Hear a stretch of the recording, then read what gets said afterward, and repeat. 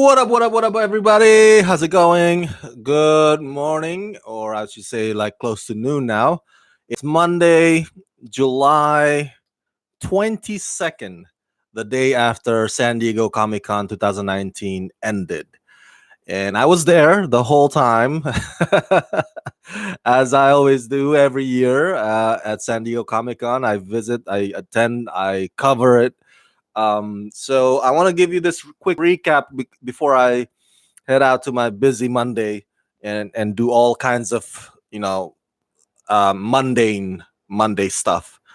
They call manic Monday, but I think mundane Monday sounds a lot better. It's not too manic for me. Just like, oh my god, priority list, things, chores, what have you that I gotta do. So let's get right to it. Of course, let's start with the big one. Of course, Marvel Studios had their big panel in Hall H on Saturday. I was not able to be there physically because I was covering the press rooms. But my God, Marvel Studios did not hold back. They announced like crazy, not just their movies, but also their TV shows that will be airing on Disney's new digital streaming service that will be launching in November. Of course, you know the name Disney Plus. So before we get to the series or the TV series, Black Widow. Black Widow will be the first standalone Marvel Cinematic Universe new movie in Phase 4. So Black Widow will kickstart, or I should say kick off, MCU Phase 4. Scarlett Johansson will reprise her role as Natasha Romanoff. And the villain, it's been announced, it's Taskmaster. And they actually released the footage of Black Widow movie. A footage, very brief teaser. You can read the description online. But the story will be a prequel, and it focuses on her background, being trained by the KGB, ultimately becoming part of S.H.I.E.L.D., and of course, eventually becoming part of the Avengers. Some of the co-stars are O.T. Fagbenley, David Harbour from Stranger Things will be part of the movie, Florence Pugh, whom you recently saw in Midsommar. She's also going to be there. Ray Winston and Oscar winner Rachel Weisz will also show up in this movie that is scripted by Jake Schaefer, directed by Kate Shortland. Black Widow will hit theaters May 1st, 2020.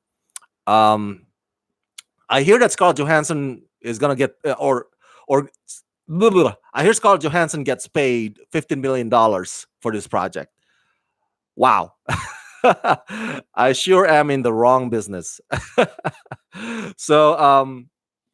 So that's one, right? The next big movie that they announced is ShangChi, and they have confirmed Kevin Feige at San Diego Comic Con that actor Simu Liu, I hope I pronounced that name correctly, he's Canadian, and he's gonna be the lead star, the title character. And holy crap, this movie has a mouthful of a title. Okay, ready? Are you ready? It's called ShangChi and the Legend of the Ten Rings. Now, if you thought that was mouthful, get ready for Doctor Strange 2's title. So, co-starring ShangChi and the Legend of the Ten Rings, co-stars Tony Leung as the Mandarin, and also starring Awkwafina, because Awkwafina is now Hollywood's go-to Asian actor. Just like how Lucy Liu was back in the day, just like how Hollywood always rings Ken Watanabe whenever they need somebody to play a Japanese actor. It's like, oh, call Ken Watanabe. He's available. So Awkwafina is not a token Asian person to go to for Hollywood. And you know what? That's fine. I'm happy for her. I hope she rides this wave, and she should. Because you never know if this kind of success will happen again later on in anybody's career in this business, not just her. So good for you, Awkwafina, and I'm a big fan of The Farewell, by the way. All right, so ShangChi will be directed by Destin Daniel Cretton. This is Marvel's first superhero movie starring Asian protagonists, and it's scripted by Chinese American scribe Dave Callahan. Marvel is hoping that this will have the same success that Ryan Coogler's Black Panther enjoyed last year. So the goal for this project is to blend Asian and Asian American themes crafted by Asian American filmmakers.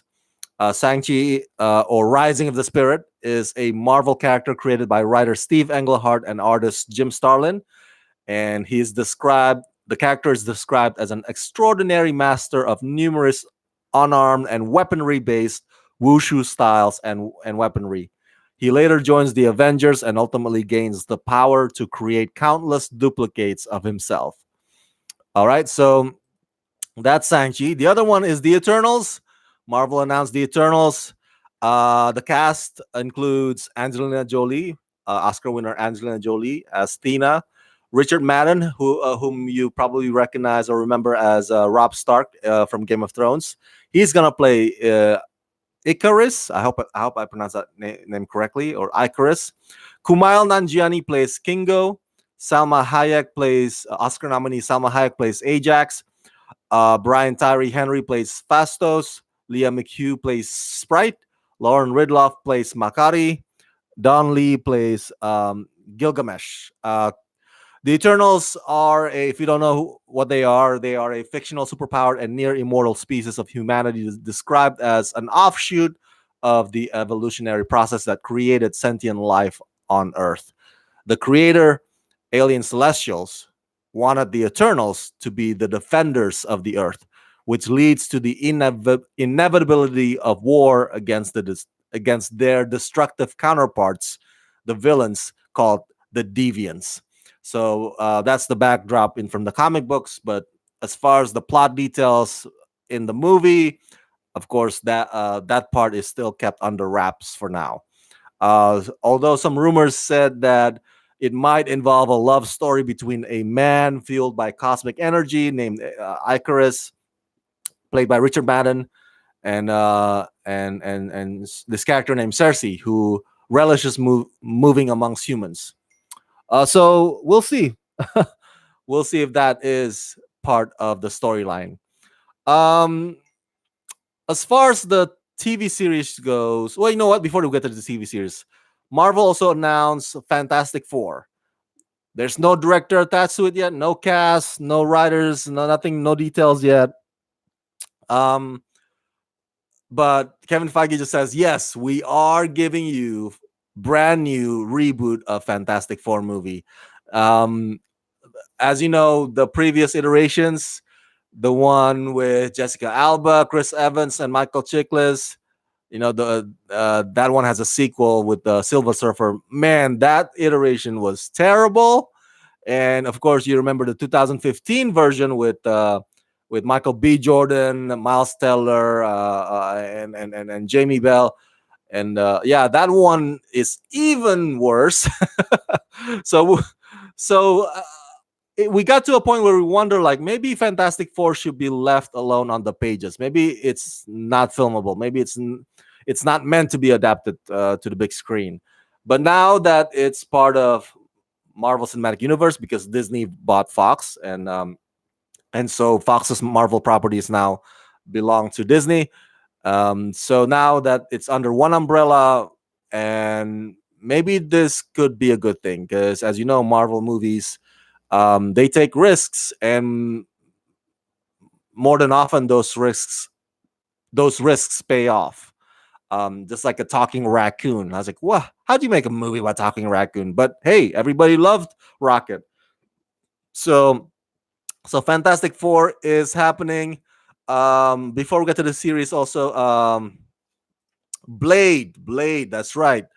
Um, Kevin Feige at San Diego Comic Con also announced brand new Blade movie. All right, starring multiple Oscar winner Mahershala Ali from the movie Green Book, and such TV series as True Detective.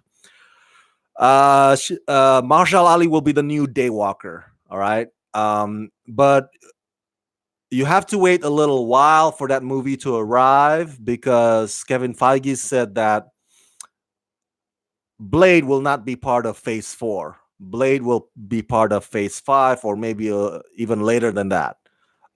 Maybe so you can expect Blade to arrive sometime after the year 2022. Because he's not gonna be part of Phase 4, which of course, includes ShangChi, the Eternals, and Black Widow. Um, as you know, the role Daywalker was played previously by Wesley Snipes in 3 Blade installments, which I think the first one was 1998, I believe, right? Um, I actually liked that movie. I actually liked it, and I remember the villain was Deacon. I mean, I enjoyed it. It's one of my, of all the crappy, lame superhero adaptations in the '90s, I thought Blade was the decent one. You remember the Spawn and whatever. The other ones are just so terrible. But Blade was like, okay, I can see this. But then the sequels were shitty. But Blade character himself was created by writer Marv Wolfman and illustrator Gene Colan back in 1973. Blade is a half vampire, half mortal man who becomes the protector of the mortal race while slaying evil vampires. I can totally see Mahershala Ali kicking ass in this role. Man, what a perfect casting. Um, so I'm really really excited about that. Let's see here. The next one, the movie one, is Thor: Love and Thunder. Thor: Love and Thunder, which marks the return of Natalie Portman. Remember, Natalie Portman plays the character Jane Foster, and if you recall, Thor Ragnarok, which I hated, by the way, I did not like that movie, but it was indicated by Thor, Chris Hemsworth's character, that they broke up. we never got to see how they broke up, like why? Because Thor Ragnarok is such a bumbling comedy, so he's like, oh, we broke up, and that's it. Just oh, we all just need to accept that. So we don't know how exactly Jane Foster will return in this Thor 4, aka Thor Love and Thunder. But here's the kicker. Not only will she play Jane Foster, Natalie Portman will also play Thor. That's right. So there will be a female Thor so this one follows the arc in which Jane Foster takes on the role of the Nordic god of thunder. So she has the powers now that Thor possesses. I guess she's worthy, right? So she's worthy. Um, Co-starring Tessa Thompson as Valkyrie. She's gonna be back. Chris Hemsworth will still be back as Thor. So that's gonna be interesting. There'll be 2 Thors, and of course, will be directed by Taika Waititi. Man, I'm so sorry. I didn't have my coffee. Taika Waititi. He directed Thor Ragnarok. He'll return for Thor: Love and Thunder. And because of this project, Taika Waititi's other um, thing going on, a big one at WB called Akira, that one got put on hold indefinitely because Taika will be busy developing Thor: Love and Thunder. On the TV aspect, Marvel Studios, of course, making a bunch of TV series for Disney Plus. They announced the Falcon and the Winter Soldier. Anthony Mackie was there at San Diego Comic Con. Um, the Falcon and the Winter Soldier pairs up 2 of the MCU's most popular superheroes, Sam Wilson, aka the Falcon, and Bucky Barnes, aka the Winter Soldier, in a series of action-filled adventures as they fight together against evil after the events of Avengers Endgame, which to me that is so weird because if you remember, my friends, by the end of Avengers Endgame, spoiler alert, guess who is the person that Captain America hands over the title to? It's Sam Falcon. I'm sorry, Sam Wilson, aka the Falcon. And he was He's like he's honored because Cap is already old now because he decided to live in the past with his girl, and so he's like in his 90s or 80s. Like, oh, you'll be the new Captain America. So if this is set after the events of Avengers Endgame, and if according to this, it's Sam will still be called the Falcon, then I'm confused. I thought he's Cap now, not Falcon anymore. So we'll see how that plays out. The next series that Marvel Studios is bringing to Disney Plus is WandaVision, starring Paul Bettany as Vision, which again is so weird because um, Vision died in the Infinity War. So maybe this is set before that timeline. Who knows? Elizabeth Olsen will return as Wanda Maximoff, aka Scarlet Witch. Um, and Tayana Paris will be joining the cast as the grown-up version of Monica Rambeau, who was introduced in the audience to the audiences in Captain Marvel movie. WandaVision will premiere, so I guess because it's grown-up version, so it's not going to be a prequel. It's not going to be set before Infinity War. So we'll see how they bring back Vision. Remember, nobody ever truly dies in Marvel Universe, television or movies. As you know, Agent Coulson died in the 2012 movie The Avengers, killed by Loki, and bam, they brought him back just for the purpose of Agents of Shield series. So go figure. The next series is Loki. Um, yes, Loki will have his own series. Tom Hiddleston will be back because Marvel doesn't do what WB and DC do. Marvel's like, hey, we're gonna have the same actor for TV or streaming or for games and for movies or whatever. Same actor. Nothing different. Unlike WB and DC with their CW and Universe, Arrowverse, and the big screen. So anyway, back to this. Tom Hiddleston plays the mercurial Loki, the god of mischief, and everyone's favorite villain, the person that you love to hate. um, Hawkeye, the series, Jeremy Renner will star in this new series, and Jeremy Renner was there at the San Diego Comic Con, and yeah, it will also include Kate Bishop. The character Kate Bishop will also be part of the series. Oh, I almost forgot.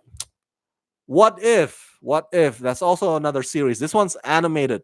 So Marvel Studios is bringing What If animated series with one of my favorite actors, Jeffrey Wright, um, voicing the Watcher, voicing the role of the Watcher. Um, this animated series takes inspiration from the comic books of the same name, where each episode will explore a pivotal moment from the Marvel Cinematic Universe and turn it on its head, leading you into uncharted territory. So it's basically the concept is like, what if, for example, right? I'm just throwing examples here. What if Steve Rogers never got to be Captain America? What happens then? Or what if Robert Downey Jr. never gets that whole ordeal where he has to create his first Mark One? What if it's somebody else that comes up with the concept of Iron Man, something to that effect. So it's sort of like an alternate reality sort of deal, and it's gonna be interesting. I'm excited for this one because it has a pretty cool concept in my opinion. Oh, I almost forgot. I told you that ShangChi is a mouthful of a title. The other mouthful of a title is the one for Doctor Strange 2. This one is a doozy. Hey, Robert is here. Hey, whatever. Where's my Polar Pop? My Polar Pop is still in the convenience store. I haven't had the time to stop by yet. Blade is awesome. It's perfect fit for him. Yeah, that's right. That's right. Misung Park is here. Hi, hi, indeed. Tyler Calvert's excited for Loki, but the logo for Disney Plus show is so ugly. That's right. You guys can look it up online. Each of these shows now has its own logo, and I guess I gotta agree with you, Tyler. The artwork could be better. What if Spider-Man got the gauntlet off of Thanos' hand in Infinity War? Tyler just suggested a plot for a potential episode for What If series. So thank you, Tyler. Okay, so I forgot to mention to you Doctor Strange. So this is the last one from Marvel, and then we'll move on to the next one, which is Netflix. Doctor Strange also announced. I'm sorry, Marvel also announced at San Diego Comic Con Doctor Strange in the Multiverse of Madness. Try to say that or keep saying that many times. Why can't they just go with Doctor Strange too? It's so simple. Doctor Strange in the Multiverse of Madness will hit theaters May 7th, 2021. Once again, starring Benedict Cumberbatch um, and co starring Elizabeth Olsen, reprising her Scarlet Witch role. And apparently, the events the events in WandaVision series starring Elizabeth Olsen and Paul Bettany, that storyline will have a direct impact on the events in Doctor Strange in the Multiverse of Madness. That is true. So, as you know, it's all connected. All the more reason why you need to watch some of these new shows because the next movie might be the aftermath of whatever happens in that show. Um, of course, it's going to be directed by Scott Derrickson again. So yeah, no plot details yet at this point, but here's the last part. Doctor Strange in the Multiverse of Madness will be a gothic horror. Gothic horror. So that'll be the tone for the film. In the first one, as you know, it was like it was a lot like Iron Man, the humbling of a genius, the humbling of a stuck-up genius, right? It's a very common storyline. And coming to terms with his abilities and embracing his destiny. It's like your basic origin story, the first movie. The second one, this one is going to be gothic horror. That's what they're going with. And we'll see how that plays out. Um,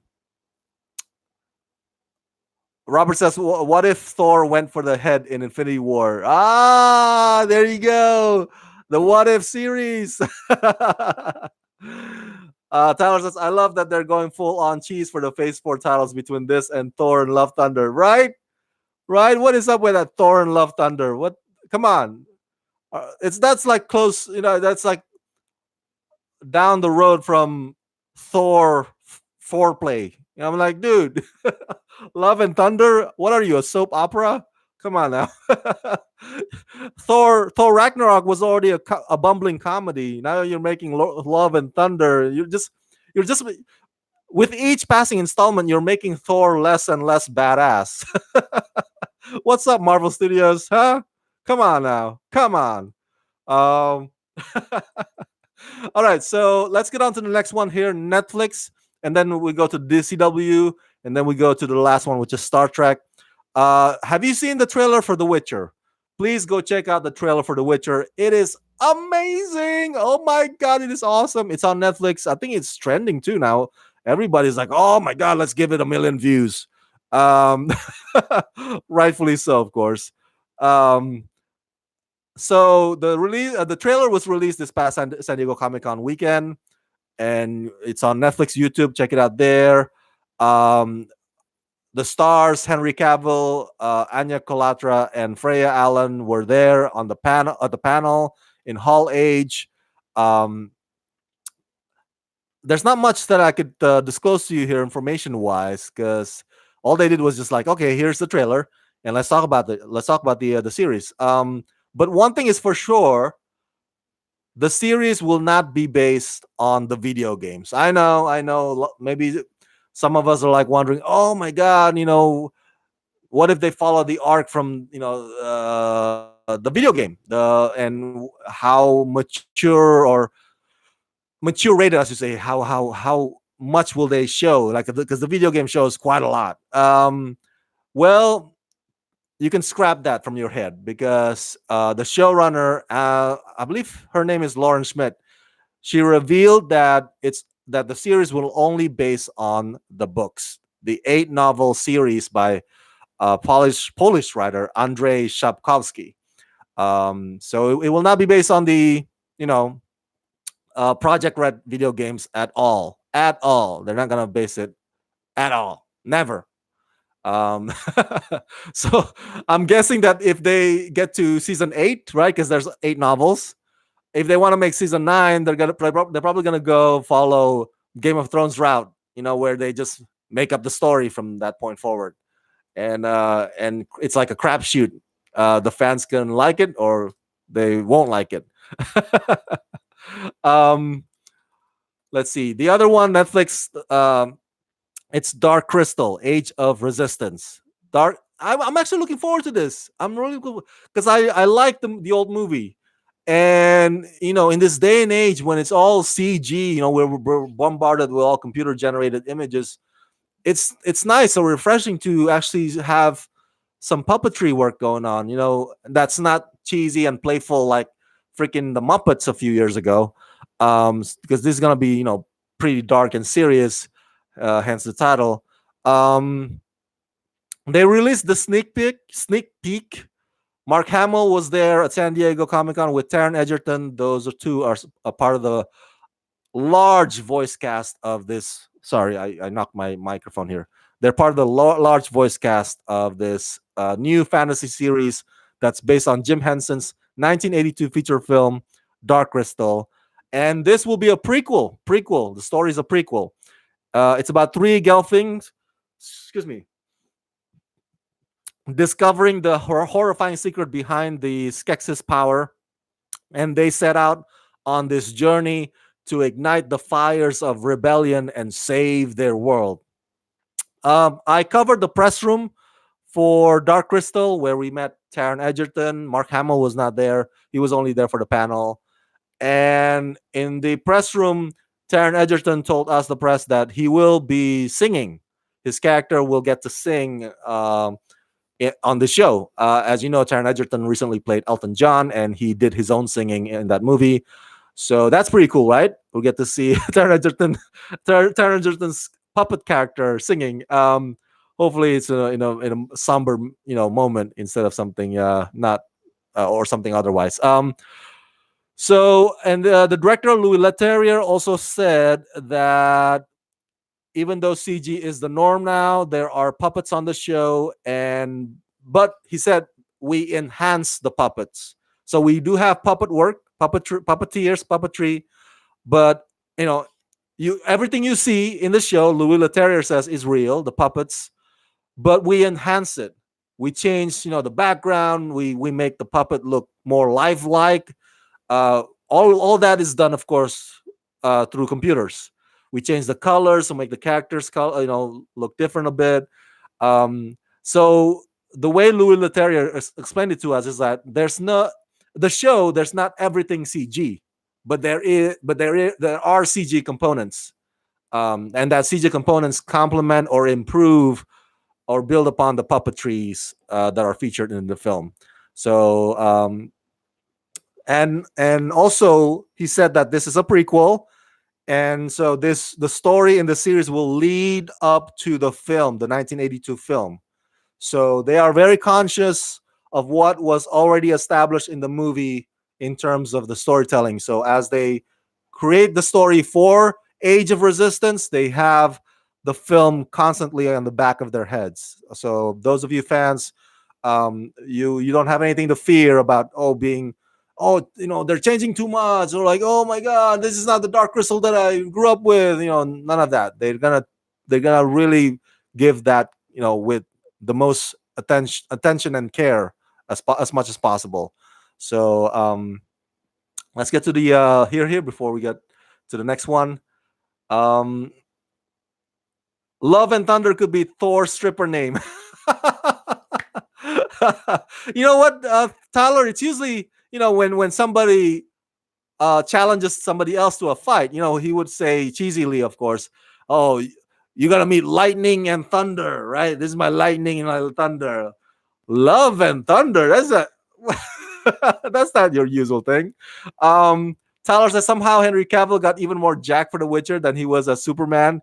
Yeah, yeah. If you've seen the trailer, that fool got even more buff than he ever did for Superman. You're right. I don't know what he's taking, man. Whatever nutrition, whatever diet, I want what he's having. Okay, I want whatever lunch he's having. I want to have the same thing.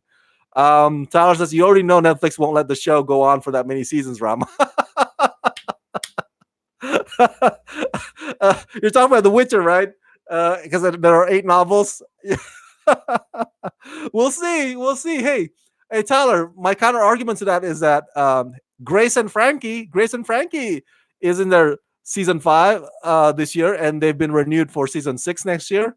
So if Grace and Frankie can do it, surely The Witcher can. But then again, The Witcher has bigger budget, right? With all the visual effects and the location and the logistics wise. So it's a bigger production. So we'll see.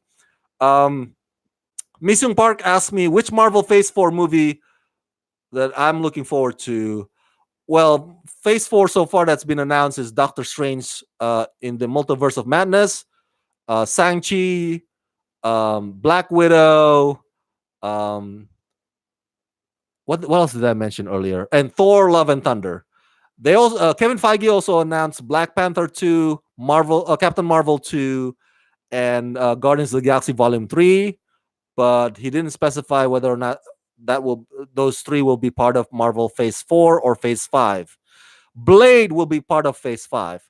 So okay, so to answer your question, out of those 4 titles, I think the one I'm looking forward to the most is probably um, I know you probably expect me to say Shang-Chi because I'm Asian, but I'm actually looking forward to Doctor Strange in the Multiverse of Madness, because mostly because I'm a huge fan of horror movies, and I'm a huge fan of gothic horror stories. That's why I still watch Swamp Thing, even though Swamp Thing has its problems.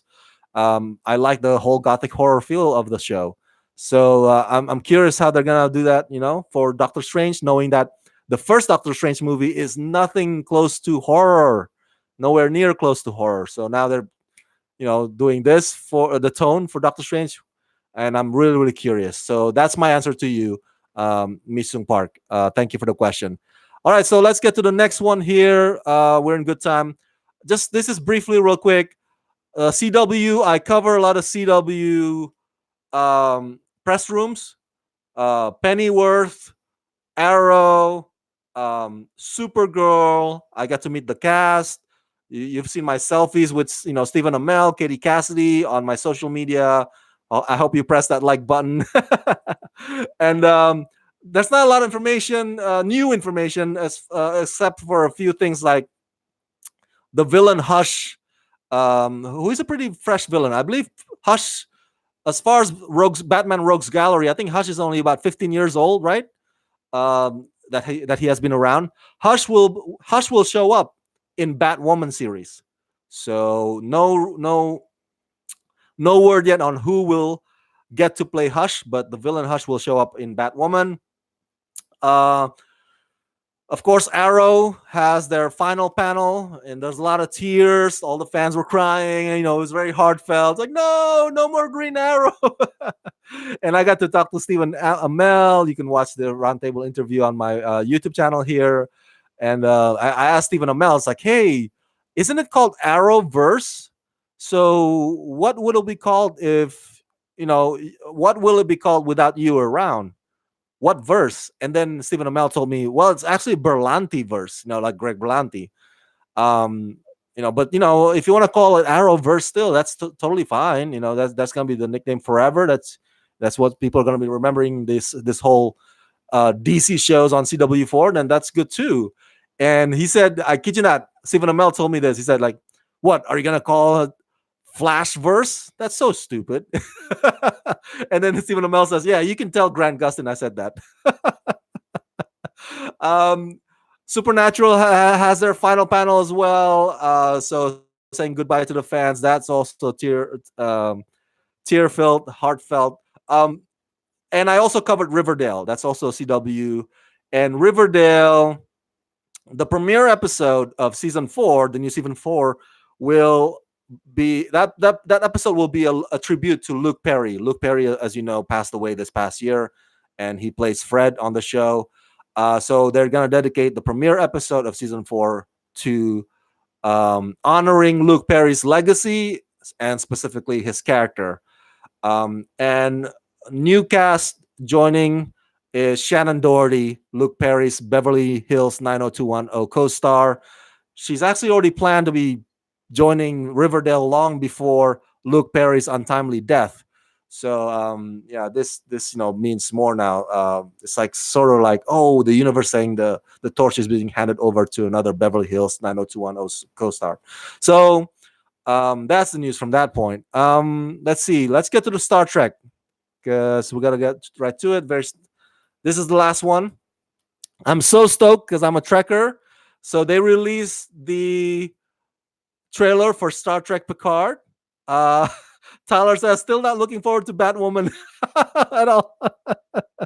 I don't blame you. I don't blame you at all, Tyler. Oh my God, none of the trailers for Batwoman have me sold yet. None of them. None of them. They release like one every week, and I'm like, I keep watching the new ones. Like, what is this? That's my reaction to it. I was like, really? Oh, you know, I don't do trailer reactions, but that would be my reaction to all the trailers for Batwoman. I was like, oh, oh, yeah. So those faces, those are the ones I make in reaction to Batwoman trailers. So go watch Star Trek Picard first trailer. It already is available online. I think on CBS All Access YouTube channel. I love it. It's awesome.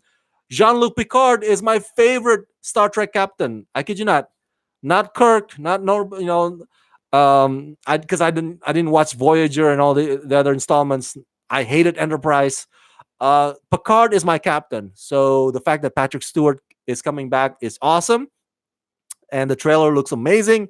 And what's cool about it is also that Troy and Riker will be back. That's right. Troy and Riker will make appearances on this show. And last we remember, I think Troy and Riker, of course, are married couple, right?